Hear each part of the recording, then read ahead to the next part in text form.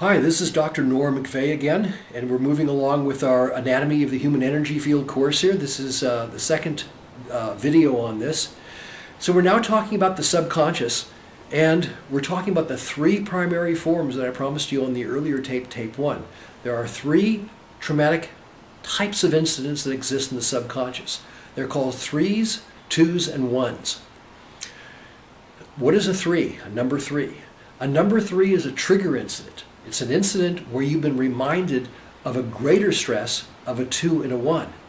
And a 3 is a reminder, it's a reactivation that happens, but it is itself not the cause of the primary stress. An example, of course, could be easily said that would be a person walks down the street and someone yells, "Hey you." Now, some people get yelled "Hey you" at, makes no difference.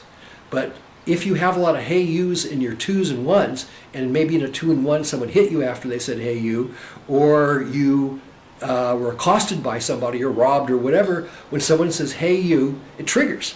And what you have is a number 3. Number 3 is a trigger incident. It is not the actual traumatic incident itself, it's a trigger.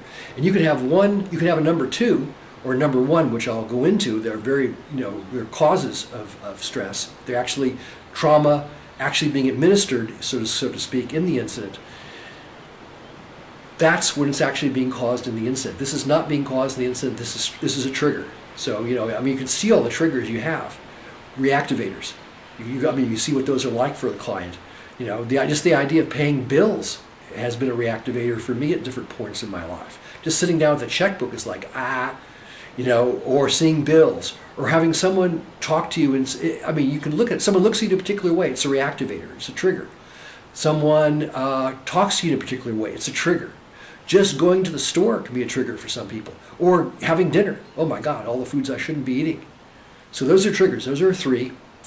Next is number 2. Number 2 are traumatic incidents. There's no physical pain in the incident. They're trauma. They're loss and they're resisted emotion. And they're traumatic incidents.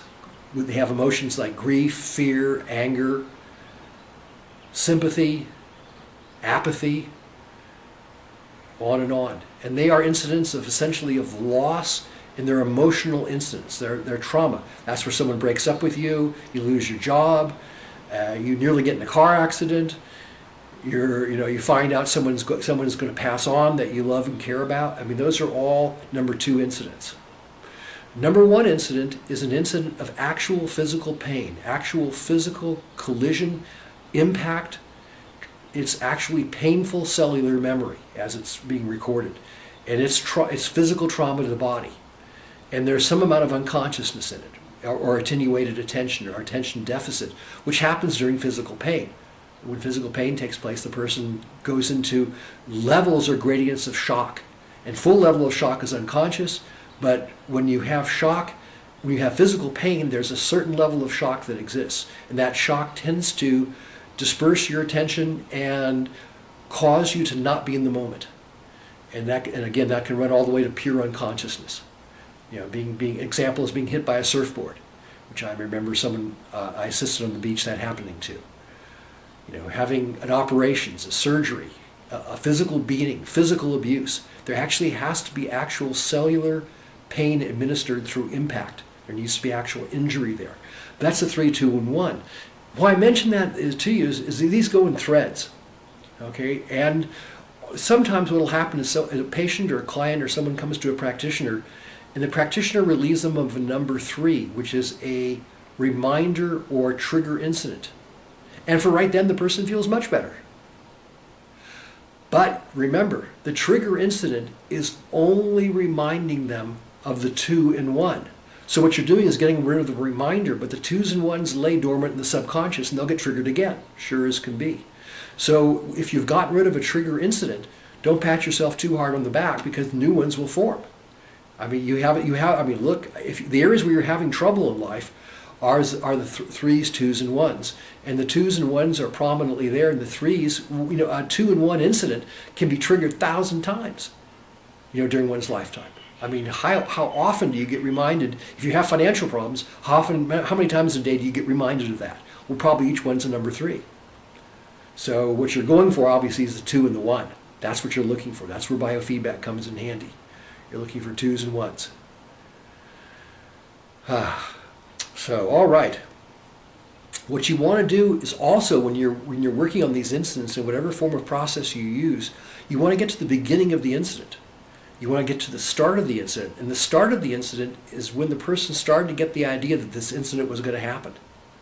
So if you're tapping on a person who's had, let's say they fell down some stairs, that's number 1. What you want to do is start the incident when the person first got the intimation or the sense that there may be danger there. You want to start tapping from that point, or you want to make sure that's included, because the person psychically most oftentimes gets that something's about ready to happen, and they just don't listen and they go right down the stairs head first. But the intention is like how we go down in life head first. So the intention's there, and what you want to do is you want to make sure you get the beginning of the incident. And what a core issue is, or a core incident, is the very first time. It's the very beginning on a thread of incidents that are a thread of incidents that have 3s, 2s, and 1s. What you want to do, the best results, the miracles that happen, is when you tap out a core incident or a basic incident, when the first time it happened, or very, very close to the first time. But you want to get to the first time. That's the most important one. And that may lead you into past lives, perhaps, whatever you want to consider about those. As I started out in the beginning of the first lecture, take what comes up, to accept what the client says.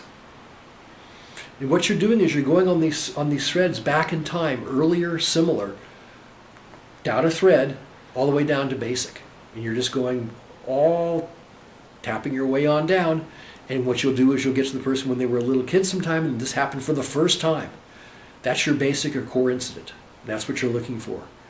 You want this thread, you want to go to the basic, and all these incidents exist on something called a timeline. And that's from birth or earlier, perhaps conception, all the way to the present moment.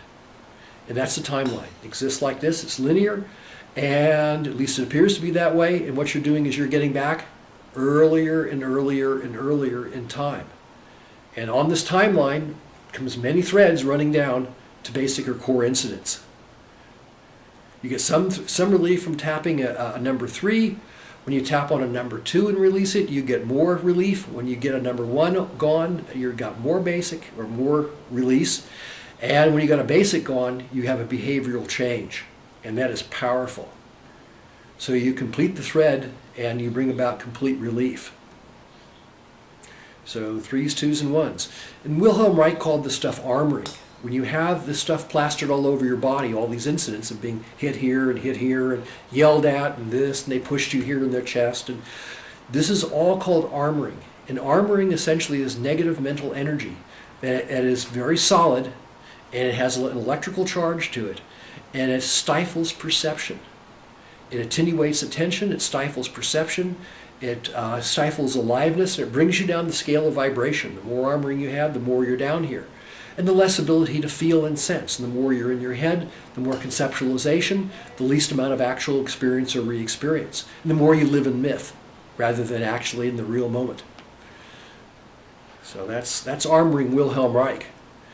Now I'd like to go into into 3s, 2s, and 1s, I'd like to go into 2 pieces of manifestation, or 2 mechanisms that exist within 3s, 2s, and 1s. And you've encountered these many times. And you've encountered these in clients, patients, friends, girlfriends, boyfriends, on and on and on, parents, oh my God. So anyway, it's all there. So there's 2 types of manifestation. One's called a circuit. So inside these 3s, 2s, and 1s, there are phrases. And these phrases are automatic phrases that repeat themselves because they've been imprinted under stress and under duress. And so these statements that a person received when they were perhaps during surgery, or when they were injured, or when they're being yelled at, imprint, and these play back verbally to the person. And you know what you're talking about. You're walking down the street and all of a sudden you hear, seemingly in your own voice, "I'm no good." Well, that comes from a 3, 2, or 1. And that's called a circuit. Or you're just minding your own business, like anybody ever does that, but you're minding your own business and all of a sudden you hear, "Success is failure." What? I don't think so. Well, the subconscious is 90% of the game. So 90% of the game is being directed that success is failure. And that is, when I succeed at something, that means I've really failed, because now what do I do with the money? Now there are people that are trying to get the money from me. Being popular and out there, I'm a target.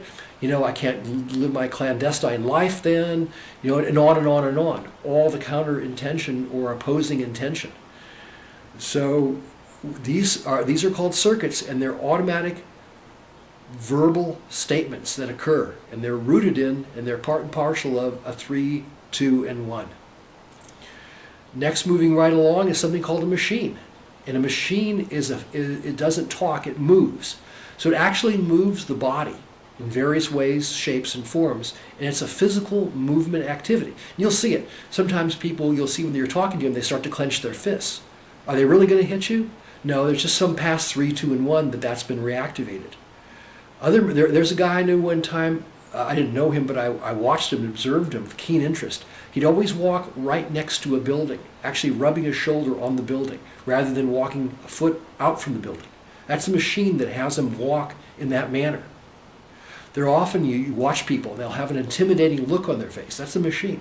They may not even know it's there. Sometimes you look at them and you will see facial expressions that they don't even know they're doing. And I used to have a service where I put people on a video camera. I videotaped the session and had them walk through some various activities while I did various kinds of phrasing and reactivating. And then I played the video back and put them on biofeedback, and they were mind blown. One lady said, "No wonder why people don't come up and talk to me." You just see it. People don't see themselves. If they did, they'd probably go, maybe there's some movement here that could take place. So anyway, I want to get those across to you about circuits and machines, and that's what you're dealing with. That's what you're dealing with, people, and those are in 3s, 2s, and 1s. And machines, within the actual 3, 2, or 1, perhaps they were in a particular body pose when they were yelled at, or perhaps the reactivation of being yelled at is never left them. It's still going on. So you see a person, they're walking around, they got their head back like this so they won't get hit. You just see amazing things going on. And those are mechanical. They're made out of negative mental energy. They exist within a 3, 2, and 1, and they are what's going on in that particular incident. And as you get to that, you'll get that released, and you'll see. And when the person tells the truth about it, it releases, and the truth will set you free. Well, I think we've covered some important points here for this particular video. In the next videos, I'll start to show you the various levels of work that you can do with people, and where a stressful belief or a self-limiting belief comes from, and what the mechanics are of it, how it exists, and how just tapping the belief isn't enough. What the underpinnings or the subconscious, subterranean underground looks like of negative beliefs, because it'll help you get to them much more quickly with people and much more quickly with yourself. So anyway, I'll see you on video 3, and see you shortly.